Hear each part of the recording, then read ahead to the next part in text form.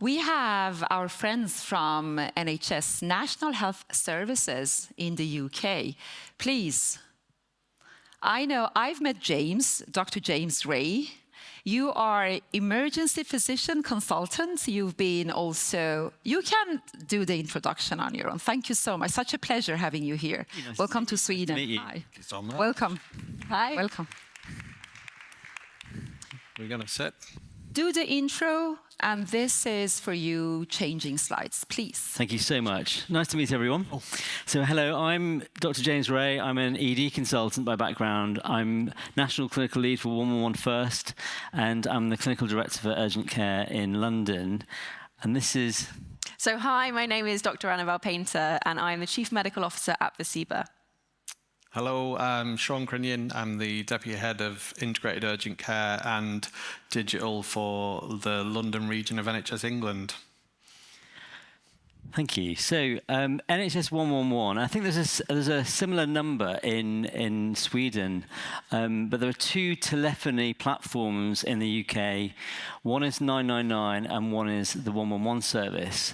Now 111 was originally designed to support the out-of-hours primary care. So it's for urgent problems but not emergencies, which is very challenging for the public to know what's an emergency and what's urgent. But this service has grown so much now that in the last year, 111 has received 18 million calls. So that's how big the service is. Now, if you think about that from a logistical process, think of the way it works is as a telephony platform. People have to answer the phone. They're non-clinicians. They have to be trained to use an algorithm. And this training takes a period of time. There's natural attrition in this workforce, so keeping people in this workforce is really difficult.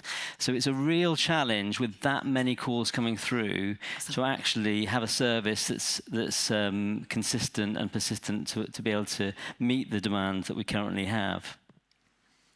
So we wanted to sort of work out a way of improving the process, making it more streamlined, picking out a small proportion of patients that could be dealt with in a different way rather than the standard telephony route. So the limitations of the current system that we have are varied. Some of them are based within the process and some of them are based within the environment with which we work. So from a process perspective, it's an algorithm, which I probably won't go into a load of detail here to a room of digital people, but essentially that makes it quite fragile. And the environment that we work in, the other problem that we face is we don't have a scalable solution. So as James mentioned, it's very hard to keep staff. It's very hard to train staff. We've thrown money at this problem before, and unusually for healthcare, that wasn't the problem. We actually couldn't spend some of the money. We just could not get the staff through the door. And ultimately, all of those range of problems that we have, and that was kind of the tip of the iceberg, bring symptoms. And the primary symptom that we were concerned about, and that is arguably one of the biggest impacts, is that the patients that come through NHS pathways are incorrectly triaged, and ultimately we have about a 20% conversion rate from dialing 111, which is an urgent care line, into people arriving in an acute setting, be that an emergency department or via an ambulance. And that was something we urgently needed to address. So essentially it's a risk-averse platform. So if you ring 111 with a minor problem, you're more likely to end up in an acute setting, which is causing a huge amount of pressure in the system. Absolutely.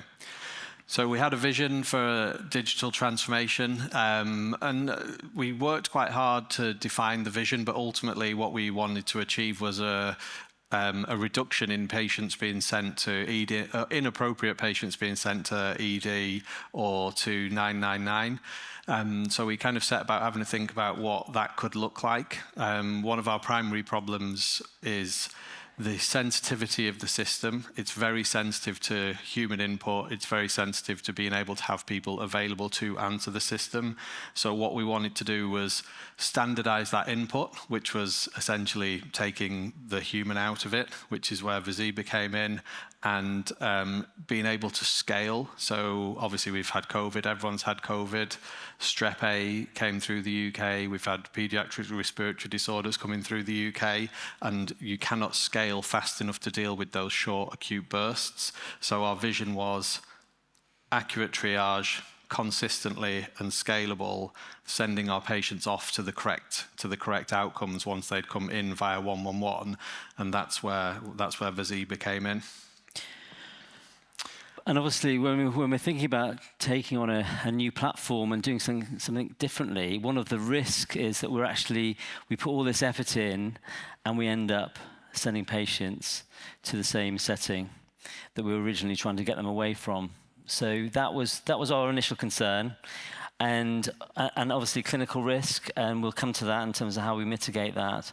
But we've got to be clear that nationally, with multiple providers of NHS111, doing something like this was a very, very unique challenge. Had never been tried before, and we really need to try and get this right and make it as safe as possible. So what does this pathway actually look like for a patient and for a clinician? Well, if you look here at the phone on the left-hand side of the screen, you'll see what it looks like from a patient's perspective. So if they call the 111 service, they are asked if they're willing to participate in a digital pathway.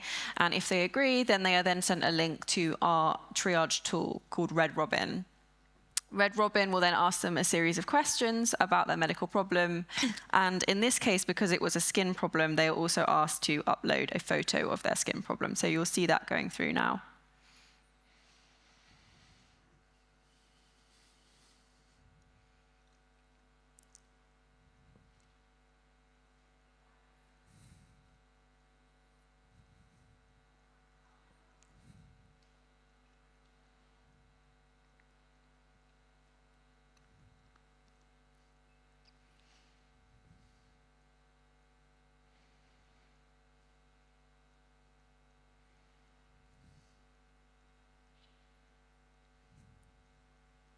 So that's the patient having completed the assessment from their end. So as you can see, this is generally quite a quick assessment that patients can complete quite efficiently themselves at home. So now we'll move on to see what the clinician sees. So this is the kind of medical summary page that a clinician working in the 111 service would see. So it starts off on the top left with how the patient has described their problem in their own words, followed by a list of symptoms that patient says that they have or do not have. In the top right, you'll see the image the patient has sent, and below that we have a differential diagnosis, so a list of possible causes of the patient's symptoms, and below that we have the triage score. So this is Red Robin saying how urgently that patient should be reviewed. And this is a real improvement from the current system, because the way 111 works, it's very much more of a signposting service. So when that referral is received by the clinician, the information that they receive is not always that useful. So it's a starting from scratch process, and actually having that the picture involved as well is also really helpful. So as a clinician, when you have that partial assessment with a differential diagnosis, it gives you a lot more confidence in assessing that patient. And from a patient perspective, it's a better experience because they feel listened to, they feel that someone's actually done an assessment, and they don't have to start from scratch again, which is a frustration.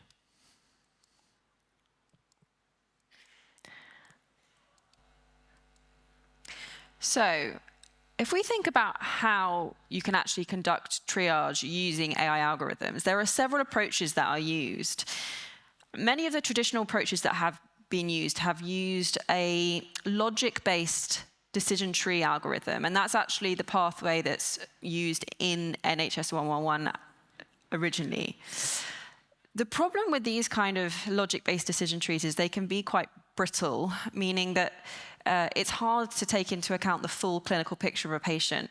With the traditional pathway with 111, for example, you can only select one entry symptom, and it doesn't really take into account things like patient's past medical history and that kind of thing. So what we use instead at Visiba is a probabilistic-based model, and that is a bit more flexible, and it's more able to replicate clinical reasoning. So it can take into account multiple presenting symptoms, and it can take into account past medical history as well. And another important aspect of how we train our model at Visiba is that we constantly get feedback from clinicians. So we have an inbuilt feedback loop. So after a patient who's been triaged using our tool is seen by a clinician, we ask the clinician to give feedback on that case. Did they agree with the triage score or did they not? And then we use that feedback to continually train and improve the model. Now, another way that you could use AI to triage patients is to use a black box AI model. So, for example, recently there's been a lot of hype to do with large language models in healthcare, and you could, for example, use something like ChatGPT to triage patients. You wouldn't be allowed at the moment from a medical device regulation perspective, but you could use a tool like that hypothetically. The problem there is that these kind of black box AI tools are not explainable, so you can't work out how the model has come to its decision. And therefore, if the model performs in a way that you don't agree with clinically, it's also very hard to change the way that that model performs. In contrast to that, our model at Visiba is completely transparent and explainable. We can tell exactly how it's come to all of its clinical decisions, and we can update it. And we do. As part of our feedback loop, we are constantly changing and updating it to improve its performance over time. So the question is, so what? And why did we choose skin rash? It wasn't just randomly selected. Bear in mind, we needed to test this on a live service that's currently triaging 9,000 calls in London a day. So we looked at skin rashes for multiple reasons. One is we knew the length of time they were taking to be assessed currently, 60 minutes per non-clinician call handler. The outcomes, then there were multiple touch points to clinicians, and then the outcomes were very much always the same, heading more towards low acuity. So that was one of the key reasons why I thought this was a safe group of patients to utilize this new system, and also because it also utilized the photograph as well, gave that enhancement to the clinical assessment. And what this did demonstrate was that obviously patients, when callers ring 111, at the moment, because of the frustration of the numbers of people calling at any one time, there's that huge delay in the call being answered. And when it's answered, you have to then wait for the assessment through the process. You get multiple IVRs, etc., until you eventually get to the non-clinician call handler. That was all removed with this process, because as soon as the patient accepted the smart triage process, they were then sent the link straight to their phone, and that assessment was started immediately. And we have demonstrated, which is great, that it speeds up the process, it speeds up the assessment, and it speeds up the time we can get that case to the clinician.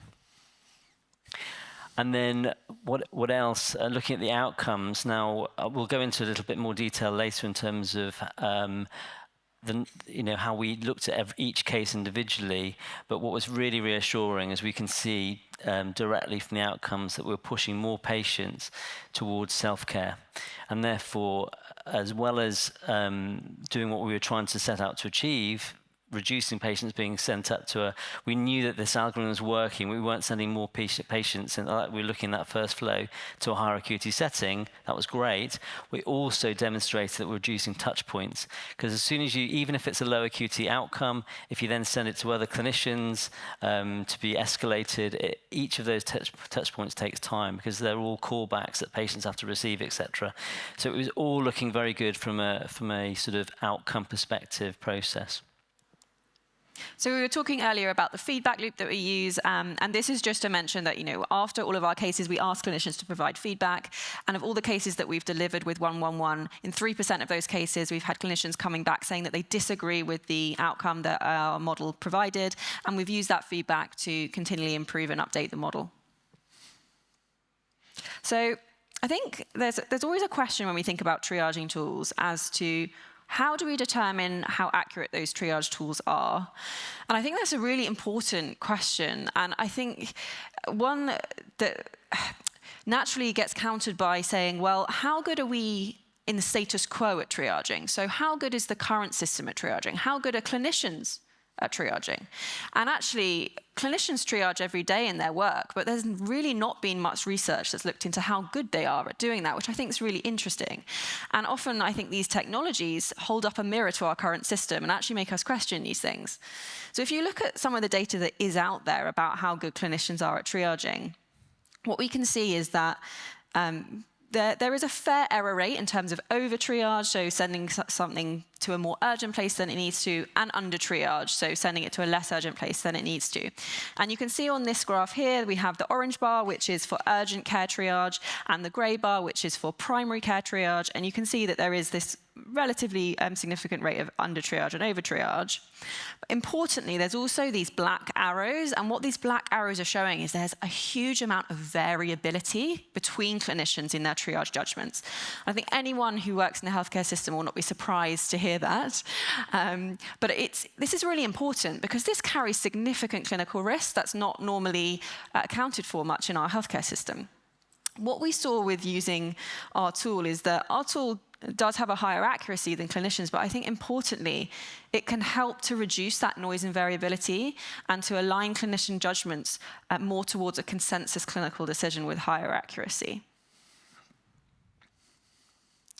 So I think we're NHS London and the Visiba team are hugely proud of being able to deploy the first AI triage into NHS111. And as we were doing that, we were looking at what some success criteria were for that and how we would select our pathways and what good looks like as we went through deploying this. So James spoke a little bit about how we first selected our pathway. So we used data to understand where we thought we could make the biggest impact with Visiba as it stood while we were working with Visiba colleagues to grow the pathways that we wanted to push through this. And then we were closely monitoring and measuring our outcomes, which I think James is going to give us a few more words on the governance of. So London, we were lucky. We have a very big network of clinicians called the London CRG, which I chair. And we have clinicians from all over London who deal with urgent care, who I was able to utilise in terms of being comfortable with outcomes from doing something completely different. So we use them for all strategic aims, new pathways of care, etc. But what we did in this circumstance is that the provider that was utilising the algorithm would use their own clinicians to review each case, and because we used a particular pathway that was small, we were able to literally look at those individual cases one by one, and then they brought them to a multidisciplinary group where groups of clinicians would review the cases and look at the differences. And we picked up, there's a couple of weeks ago, we picked up a case that we thought maybe could have been dealt with better, and this is where I think when Annabelle mentioned the black box technology, it's really interesting because actually we were able to find out where the pointers of that decision point was made in the current algorithm, and then we can then improve it so that it improves it moving forward. It wasn't a mistake that it made, it's just that we knew that it could do better, and this is where you can really start to see benefit. And it made us feel very comfortable as a system trying something so new, because I can't emphasize enough that we have a very, very busy, very live system currently taking so many calls. To do something different like this is a really big step for us. So actually, we did have to start small, and so far we've been really happy and comfortable with the outcomes because of the general oversight that we've had. We could probably have talked for the whole 20 minutes about how we went about deploying Visiba, but because that was a really important step. These products need to be very deployable in healthcare, not least of all because the people doing it generally have other day jobs going on. Although, we have a digital team, it's a digital team with a huge portfolio. So I think a few of the key things to touch on was what it took to make this work in London. And I'll again tip my hat to Visiba again because they're extremely agile and great to work with. And they slotted really nicely into the London system, which has got very mature technical footprint. So there's a fairly advanced telephony system in London, a fairly advanced patient management system already in London, and that worked in our favour. As James has touched on, the clinical governance is mature, so when we bring new ideas to a mature clinical governance system that are already engaged in other bits of tech that we're working on, that was hugely helpful. Nothing was a huge surprise to them. And then we had a technical working group as well, so technical, clinical and contractual working groups all working together. They all had the potential to veto the development, and then we had a program board each month that we met, and we actually managed to get from idea to funding took a bit of time because this is the NHS. But from funding to deployment, I think we actually managed that within 4 months, which is hugely impressive, not least of all in general terms, but because we actually delivered, like I say, the first AI product into NHS111. So I think really interesting human factors and transformation factors. I think we could have talked on forever, but that's probably worth a note as to what it took to get that across the line. And then I've already kind of touched on our trusted partners, and I think moving on. Yeah, so thank you. So in conclusion, urgent care is a problem everywhere. It's not just a UK-based problem. Knowing the demands that we're seeing now, we're living in a culture where people need answers now, and trying to differentiate patients from those who desperately need care right now versus those that can probably wait till later. We need to have solutions to support the kind of decision-making and triage at the front end of patients before they even make a decision to walk towards an emergency department or a hospital, etc.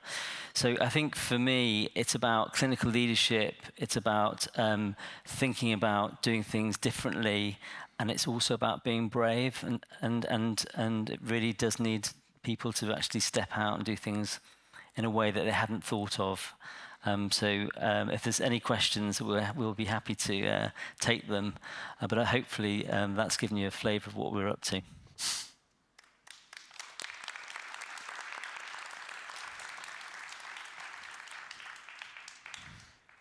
Just a couple of questions for you. So firstly, thank you so much. This was brilliant. We asked for tangible use cases, and you delivered.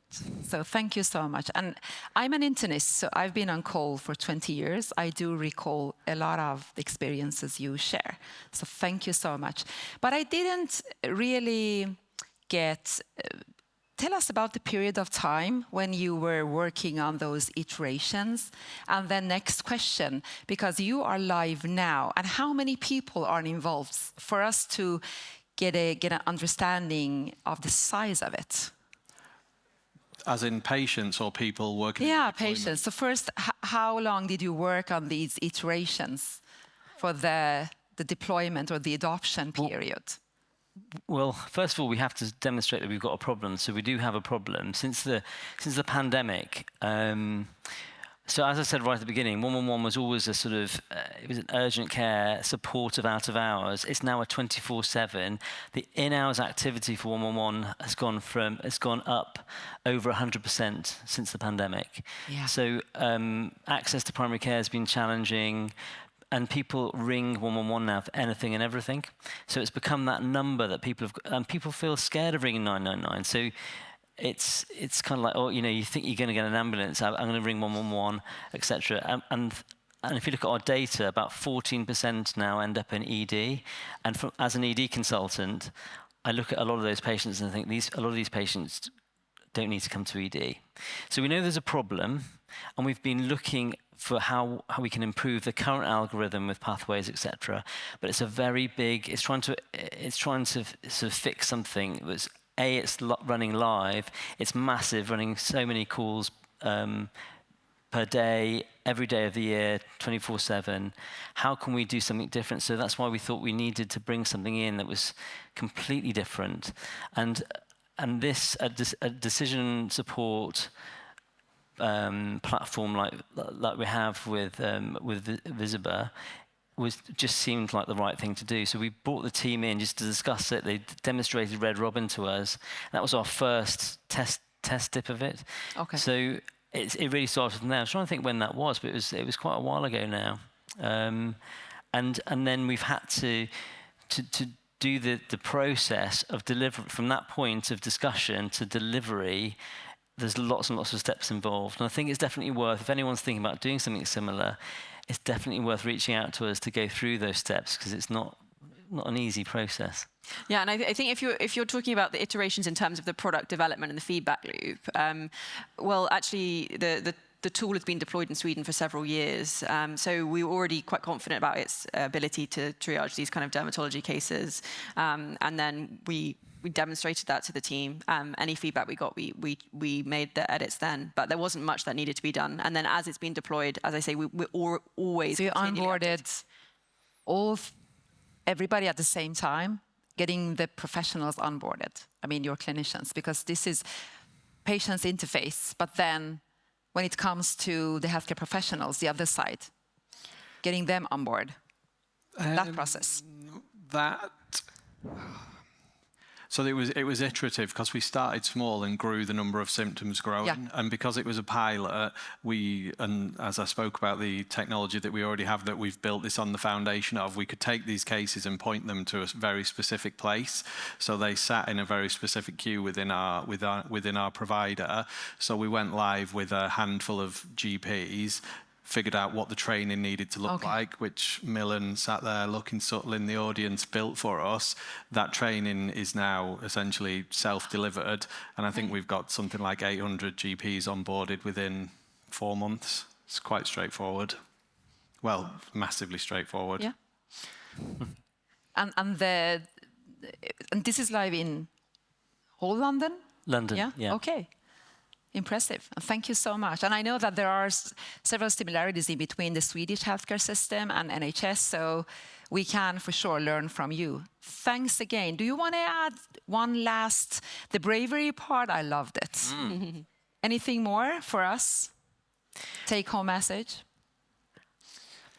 I think, yeah, it's difficult because there's so much because we look to Scandinavia for a lot of support for how they do it over here. I think there's probably more that we can learn, but I think, for me, I hope people have taken away that feeling that, you know, doing innovation and doing things new, even in a live service when there's significant activity, is possible.